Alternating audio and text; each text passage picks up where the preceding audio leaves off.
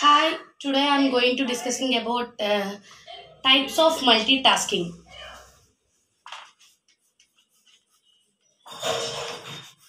Types of multitasking.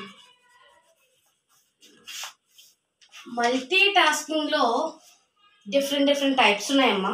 అదేంటంటే first వచ్చరికి cooperative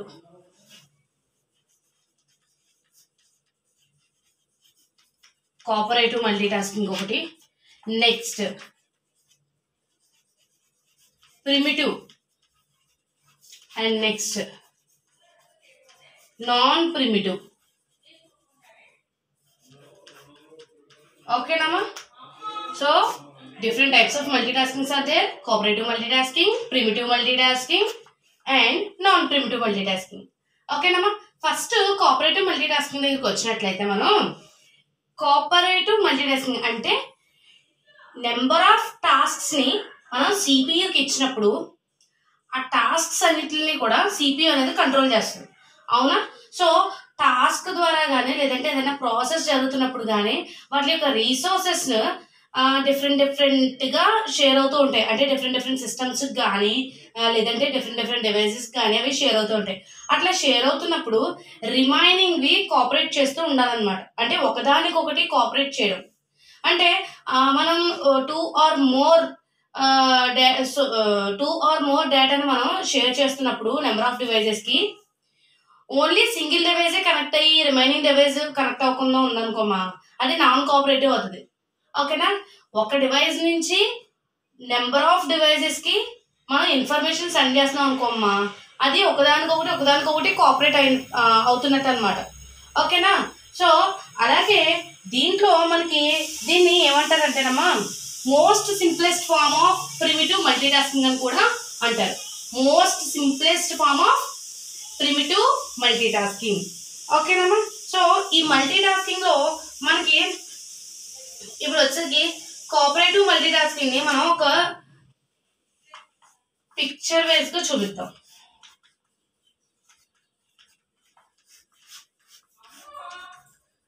task 2, task 3 ఇవి 3 టాస్క్స్. అవునా? So task 1 and task 2. This is the time. ఓకేనమ్మా? So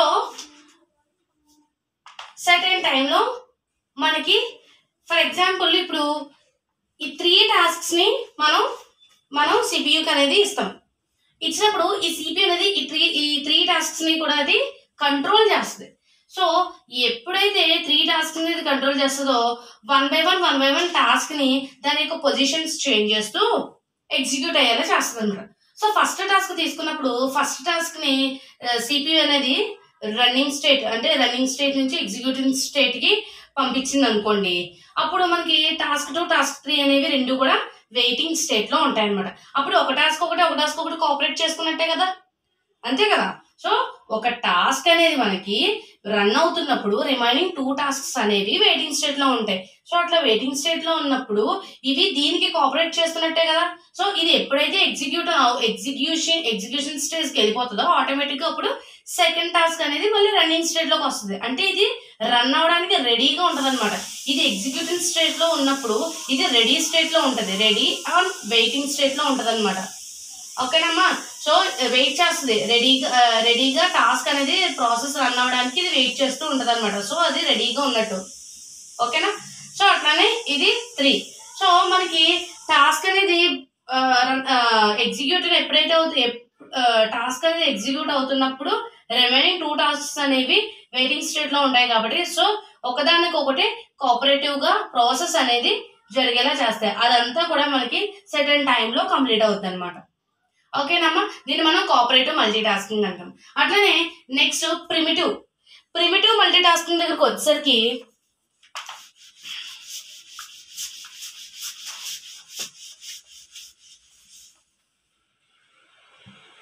so primitive multitasking అంటే ఏంటంటేనమ్మా ఈ అల్గారిథంలో అంటే ఈ షెడ్యూల్ అల్గారిథంలో మనకి సిపియు అనేది హైయెస్ట్ ప్రయారిటీ ఉన్న టాస్క్ ని ముందు తీసుకుంటది అనమాట. ఓకేనా, హైయెస్ట్ ప్రయారిటీ ఏ టాస్క్ అయితే ఉందో ఆ టాస్క్ ని సిపియు అనేది కంట్రోల్ చేస్తూ ఉంటుంది ప్రిమిటివ్ లో. ఓకేనా, సో అట్లనే దీని దగ్గరకు వచ్చేసరికి ఒకవేళ ఏ టాస్క్ అయితే ఇది కంట్రోల్ చేస్తుందో, సిపియు అనేది ఏ టాస్క్ అయితే ఇది కంట్రోల్ చేస్తుందో అది ఎగ్జిక్యూటివ్ స్టేట్కి వెళ్ళినట్లయితే రిమైనింగ్ అనదర్ టాస్క్ వచ్చేసరికి వెయిటింగ్ స్టేట్లో ఉంటుంది అనమాట. అంటే ఐ మీన్ రెడీ స్టేట్లో ఉంటుంది అనమాట.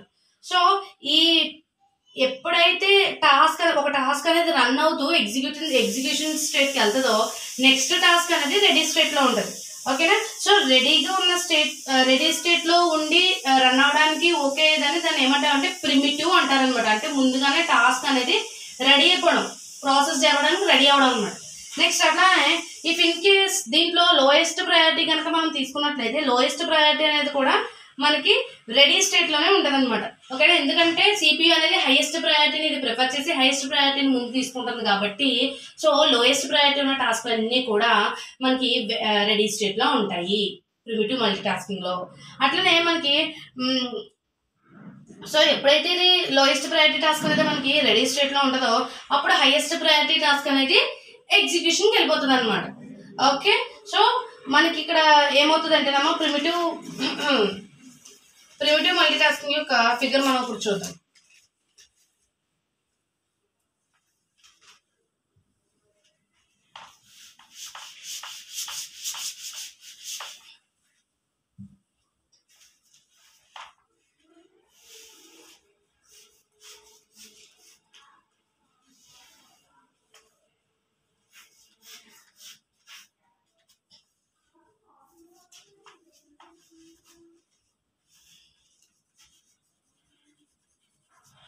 Running state of lowest priority. Okay na, running state of the lowest priority, and here also running state of the lowest priority. Running state of the lowest priority task. But ఇక్కడ task అనేది resumed అవుతుంది అనమాట. ఓకేనా, so ఇక్కడ నుంచి ఇదంతా కూడా lowest priority task అవుతుంది. Low priority task is preempted. Lowest priority task is preempted. And next ఇక్కడికి వచ్చేసరికమ్మా ఇది ఐఎస్ఆర్ అనమాట. ఓకేనా, ఇంటరప్ట్ సర్వీస్ రొటీన్. సో ఈ ఇంటరప్ట్ సర్వీస్ రొటీన్ ద్వారా మనకి ఇక్కడ టాస్క్ అనేది హైయెస్ట్ ప్రయారిటీ టాస్క్ అనేది రన్నింగ్ స్టేట్లో ఉంటుంది. running state of the highest priority task. ఓకేనా, సో మళ్ళా మనకి ఇక్కడ నుంచి లోయెస్ట్ ప్రయారిటీ టాస్క్ అనేది రెజ్యూమ్ అవుతుంది. సో ఇక్కడ ఏమవుతుందంటే హైయెస్ట్ ప్రయారిటీ టాస్క్ ని ఎప్పుడైతే మనకి హైయెస్ట్ ప్రయారిటీ టాస్క్ ఉంటుందో ఈ ప్రిమిటివ్ మల్టీ టాస్కింగ్ లో, సో హైయెస్ట్ ప్రయారిటీ టాస్క్ అనేది రన్నింగ్ స్టేట్ లో ఉంటుంది అండ్ లోయెస్ట్ ప్రయారిటీ టాస్క్ అనేది రెడీ స్టేట్ లో ఉంటుంది అనమాట.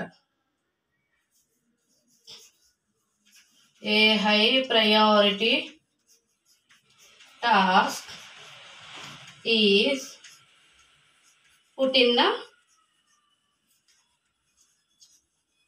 ready state. Why? Because so here the two this is the primitive multitasking figure. So here the two running state of the lowest priority task and lowest priority task resumed, and here the running state of the highest priority task, and here this is the ISR interrupt service routine. Okay, so ఎప్పుడైతే మనకి 2 lowest priority టాస్క్లు మనం ఇక్కడ మనకి 2 lowest priority టాస్క్లు ఉన్నాయి కదమ్మా. దీంట్లో ఒక టాస్క్ అనేది రన్ అవుతుంది, ఇంకొక టాస్క్ అనేది ఏమో వెయిటింగ్ స్టేట్ లో ఉంటుంది. ఎప్పుడైతే మనకి లోయెస్ట్ ప్రయారిటీ టాస్క్ అనేది రన్ అవుతుందో అప్పుడు ఆటోమేటిక్ గా మనకి హైయెస్ట్ ప్రయారిటీ టాస్క్ అనేది రెడీ స్టేట్ లో ఉంటది అనమాట. ఓకేనా, సో ఇప్పుడు కూడా ఒక టాస్క్ రన్ అవుతుందంటే ఒక టాస్క్ రెడీ స్టేట్ లో ఉంటుంది. అది హైయెస్ట్ ప్రయారిటీ అయినా ఉండొచ్చు, లోయెస్ట్ ప్రయారిటీ అయినా సరే అయి ఉండొచ్చు అనమాట. అది సిపియూ కంట్రోల్ చేసే దాన్ని బట్టి ఉంటుంది, సిపియూ తీసుకున్న దాన్ని బట్టి ఉంటుంది అనమాట. సో అట్లనే ఇక్కడ మనకి హైయెస్ట్ ప్రయారిటీ టాస్క్ అనేది ఎప్పుడైతే మనకి ఒక ఈవెంట్ లో హైయెస్ట్ ప్రయారిటీ టాస్క్ అనేది ఎప్పుడైతే మనకి వెయిటింగ్ స్టేట్ లో ఉంటుందో అప్పుడు మనకి ఈ ఐఎస్ఆర్ అనేది ఏం చేస్తుంది అంటే ఎగ్జిక్యూషన్ స్టేట్ కి పంపించేస్తుంది అనమాట దీన్ని. సో ఎగ్జిక్యూషన్ స్టేట్ కి పంపించినప్పుడు ఆటోమేటిక్ గా ఈ lowest priority task running state లో ఉన్న లోయెస్ట్ ప్రయారిటీ టాస్క్ ఏమవుతుందంటే రెజ్యూమ్డ్ అయిపోతుంది, అంటే రన్ అవుతున్నది ఆగిపోతుంది అనమాట. ఓకేనా, ఇక్కడ చూడండి ఇది రన్నింగ్ స్టేట్ లో ఉంది, ఇది రన్నింగ్ స్టేట్ లో ఉంది. 2 టాస్క్స్ అనేవి ఒకేసారి రన్ అవుతున్నాయి, బట్ ఇక్కడ మనకి హైయెస్ట్ ప్రయారిటీ టాస్క్ అనేది ఏమో వెయిటింగ్ స్టేట్ లో ఉంటుంది. సో ఇది ఐఎస్ఆర్ ద్వారా అంటే ఇంటరప్ట్ సర్వీస్ రొటీన్ ద్వారా ఈ హైయెస్ట్ ప్రయారిటీ టాస్క్ అనేది ఏమవుతుంది అంటే ఆటోమేటిక్ గా ఎగ్జిక్యూషన్ స్టేట్ కి వెళ్ళిపోతుంది. ఇది ఎగ్జిక్యూషన్ స్టేట్ కి వెళ్ళినప్పుడు ఈ రన్నింగ్ స్టేట్ లో ఉన్న లోయెస్ట్ ప్రయారిటీ టాస్క్ అనేది ఏమవుతుంది అంటే రెజ్యూమ్డ్ అయిపోద్ది అనమాట. ఓకేనా, so this is the preemptive multitasking. Okay, so next వచ్చేసరికి non primitive multitasking. So non primitive multitasking అంటే ఏంటంటే ప్రిమిటివ్ మల్టీ టాస్కింగ్ లో ముందుగానే మనం 2 టాస్క్స్ లో ఒక టాస్క్ ని రన్ చేస్తూ ఇంకొక టాస్క్ ని రెడీ స్టేట్ లో పెట్టి హైయెస్ట్ ప్రయారిటీ ఉన్న టాస్క్ ని మనం హైయెస్ట్ ప్రయారిటీ ఉన్న టాస్క్ ని ఏం చేసామో ఎగ్జిక్యూషన్ స్టేట్ కి తీసుకెళ్లిపోయాం. అప్పుడు ఒక లోయెస్ట్ ప్రయారిటీ టాస్క్ అనేది రెజ్యూమ్డ్ అయిపోయింది. సో దీంట్లో ఏంటంటే నాన్ ప్రిమిటివ్ మల్టీ టాస్కింగ్ లో ఏంటంటే టైం ని బేస్ చేసుకొని టాస్క్ అనేది కంప్లీట్ అవుతుంది అనమాట. ఓకేనా, అంటే అది ఎలా జరుగుద్ది అంటే సో నాన్ ప్రిమిటివ్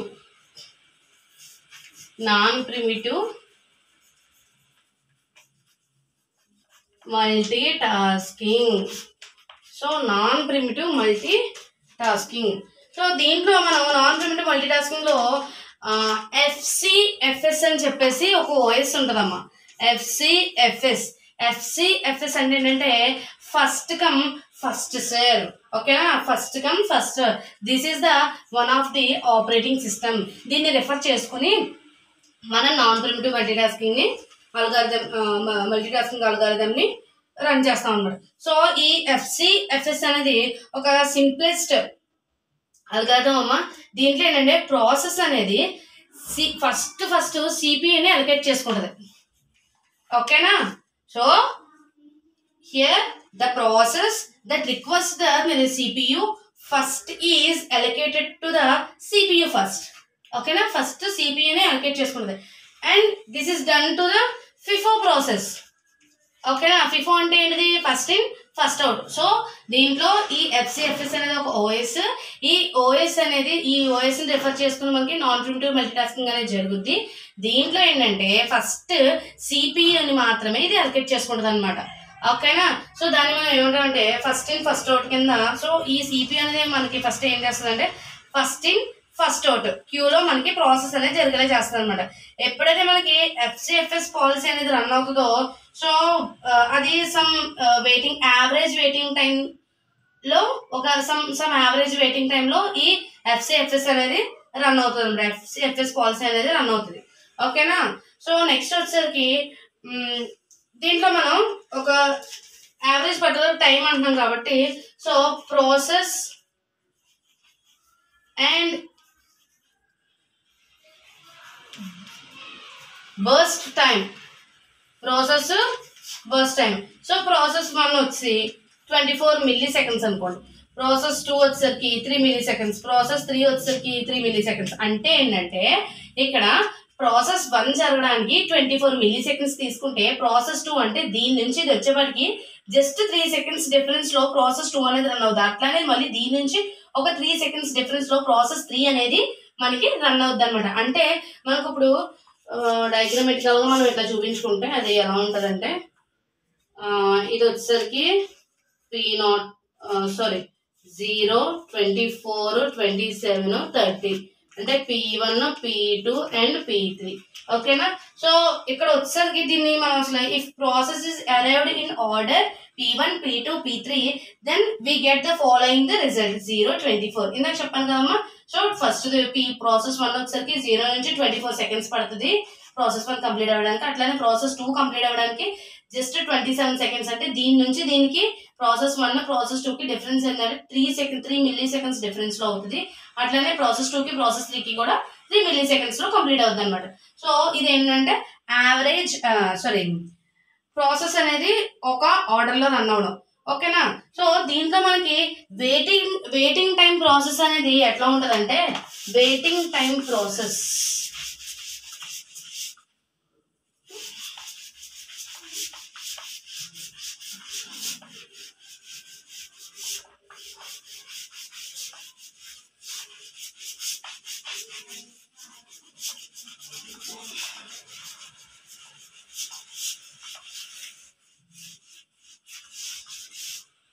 సో దీంట్లో మనకి వెయిటింగ్ టైం ప్రాసెస్ ఎంత ఉంటదంటే P1 ఈక్వల్స్ 0 మిల్లీ సెకండ్స్. ఎందుకంటే మనకి ప్రాసెస్ 1 స్టార్ట్ అవడానికి 0 నుంచి 24 సెకండ్స్ టైం పడుతుంది. అంటే ఇనీషియల్ గా 0 మిల్లీ సెకండ్స్ నుంచే కదా అది స్టార్ట్ అవుతుంది.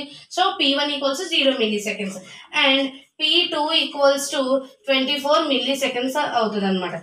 P3 equals to 27 milli seconds అవుతుంది. అప్పుడు మనకి యావరేజ్ టైం వచ్చేసరికి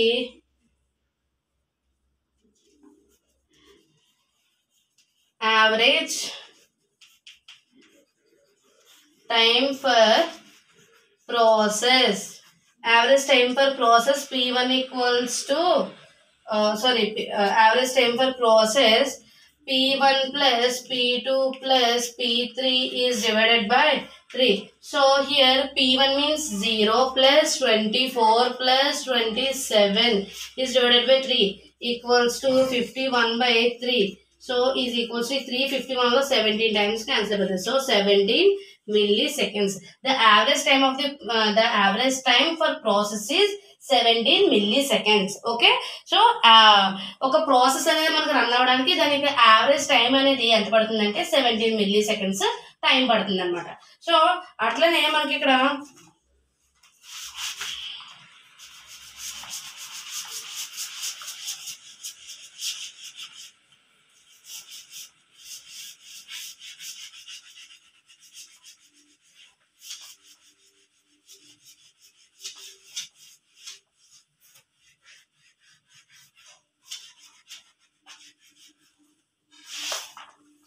సో నెక్స్ట్ వచ్చేసరికి దీంట్లో